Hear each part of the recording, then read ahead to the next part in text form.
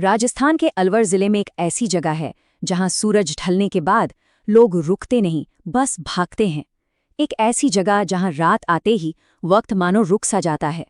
आज इस नए एक्सप्लेनर में हम उसी जगह की बात करेंगे।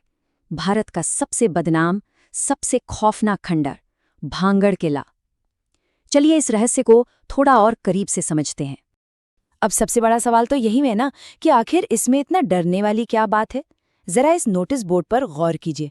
ये कोई हवाई बात नहीं है, ये भारत की आर्कियोलॉजिकल सर्वे यानी ASI का ऑफिशियल बोर्ड है।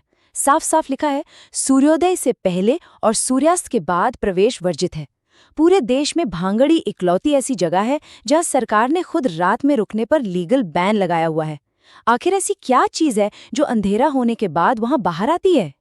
इस सवाल का जवाब छिपा है भानगढ़ के सुनहरे इतिहास में। तो चलिए इस तबाही से थोड़ा पहले 16वीं शताब्दी में चलते हैं।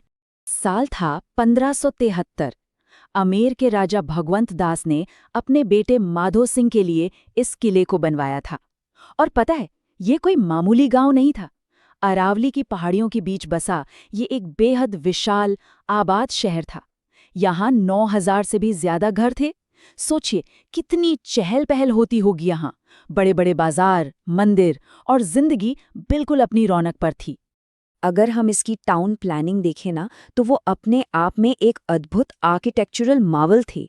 यहाँ 5 बड़े एंट्री गेट्स थे: दिल्ली, लाहौरी, अजमेरी, फूलवारी और हनुमान गेट। एक बहुत ही बसलिंग जौहरी बाजार था और दरबार की नर्तकियों के लिए एक खूबसूरत नचनी की हवेली बनाई गई थी। पहाड़ को काटकर बनाया गया 7 मंजिला शाही महल तो इस राज्य की शान था। लेकिन एक अजीब बात नोटिस करने वाली ये है कि आज वो शाही महल पूरी तरह से टूट फूट चुका है। लेकिन 14 फुट ऊंचे चबूतरे पर बना गोपीनाथ मंदिर और सोमेश्वर महादेव मंदिर ये आज भी पूरी तरह सुरक्षित खड़े हैं। ऐसा क्यों? इसके पीछे भी एक रहस्य है जिसके बारे में हम आगे बात करेंगे। तो आखिर एक चलता फिरता शहर रातों रात एक खंडर में कैसे तब्दील हो गया? इसके पीछे 2 बड़े श्राप माने जाते हैं। अगर हम इन दंती कथाओं को कंपेयर करें तो पहली कहानी मिलती है बाबा बालूनाथ की। कहा जाता है कि इन साधु की शर्त थी कि किसी भी नए महल की परछाई उनकी तपस्या वाली कुटिया पर नहीं पड़नी चाहिए। लेकिन बाद में एक राजा ने इस नियम को तोड़ दिया और साधु के क्रोध ने पूरे शहर को भस्म कर दिया। वहीं दूसरी तरफ एक बिल्कुल अलग कहानी मिलती है, एक काले जादूगर के श्राप की। एक ऐसा जादूगर जिसका भानगढ़ की राजकुमारी के लिए पागलपन इस पूरे राज्य को ले डूबा। चलिए इस दूसरी और सच कहूं तो सबसे खौफनाक कहानी को थोड़ा डिटेल में समझते हैं। ये कहानी है तांत्रिक और खूबसूरत राजकुमारी की। उस काले जादूगर का नाम था सिंघिया। वो भांगड़ की बेहद खूबसूरत राजकुमारी रत्नावती से एक तरफा प्यार करता था। एक दिन उसने एक भयानक चाल चली। उसने राजकुमारी के इत्तर यानी परफ्यूम की शीशी पर एक काला जादू कर दिया। जादू ऐसा कि उसकी महक से राजकुमारी उसके वश में आ जाए। लेकिन राजकुमारी रत्नावती को इस बात का आभास हो गया। उन्होंने तुरंत उस इत्तर की शीशी को उठाकर एक बड़े से पत्थर पर पटक दिया। शीशी टूटती है और जादू उस पत्थर पर असर कर जाता है। अब वो विशाल पत्थर लुढ़कता हुआ सीधे उस तांत्रिक की तरफ बढ़ता है और उसे वही कुचल देता है। पर मरते मरते उस तांत्रिक ने एक भयानक श्राप दिया: ना तुम रहोगे, ना तुम्हारा ये किला, और जो भी यहाँ रहेगा वो कभी चैन से नहीं जिएगा। और हैरान करने वाली बात यह है कि इस श्राप के कुछ ही वक्त बाद पड़ोसी राज्य अजबगढ़ के साथ एक बड़ा युद्ध छिड़ गया। इस युद्ध में राजकुमारी रत्नावती के साथ साथ भानगढ़ के सभी लोग मारे गए। पूरा का पूरा शहर बस राख और खंडरों में तब्दील हो गया। सब खत्म। ये तो हो गई इतिहास और श्रापों की बात। लेकिन सवाल यह है कि आज वहां क्या होता है। चलिए इन खंडरों के अनसुलझे रहस्यों की तरफ बढ़ते हैं। सूरज ढलने के बाद इन सुनसान गलियों में अजीब सी चीजें होने लगती हैं। कई लोकल्स और थ्रिल सीकर्स ने दावा किया है कि अचानक से पायल की झंकार गूंजने लगती है। जिन महलों की अब कोई छत नहीं है, वहां से अचानक खिड़कियां टूटने की आवाजें आती हैं।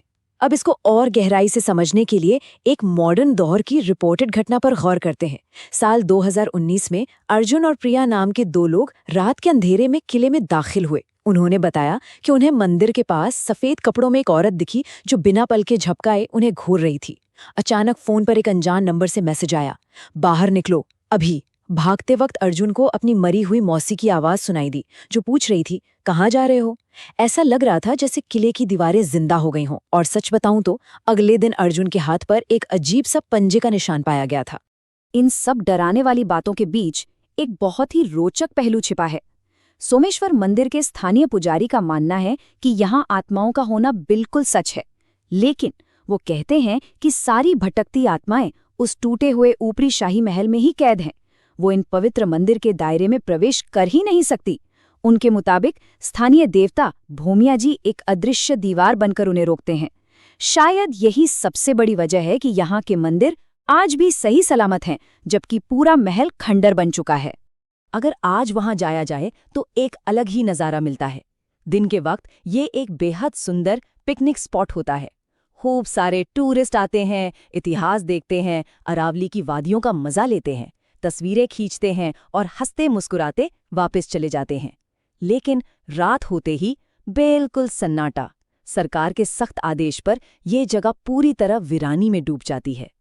सोचिए, एक ही जगह पर दिन और रात में इसका मिजाज कितना बदल जाता है। और आखिर में आकर ये पूरा रहस्य सिर्फ एक सवाल पर ठहर जाता है, क्या वाकई वो पायल की झंकार, रोशनी के बिना चमकती दीवारें और टूटते कांच की आवाजें किसी भटकती आत्मा की हैं, या फिर सिर्फ अरावली की पहाड़ियों के बीच से गुजरती तेज हवा का कोई दिमागी खेल? सवाल यहीं छूट जाता है कि इन रोमांचक कथाओं और इस कड़े सरकारी नोटिस को देखने के बाद क्या वाकई कोई सूर्यास्त के बाद इन खंडरों में रुकने की हिम्मत कर सकता है? इस रहस्यमयी विश्लेषण को सुनने के लिए शुक्रिया। उम्मीद है इस सफर में आपको कुछ नया जानने को मिला होगा।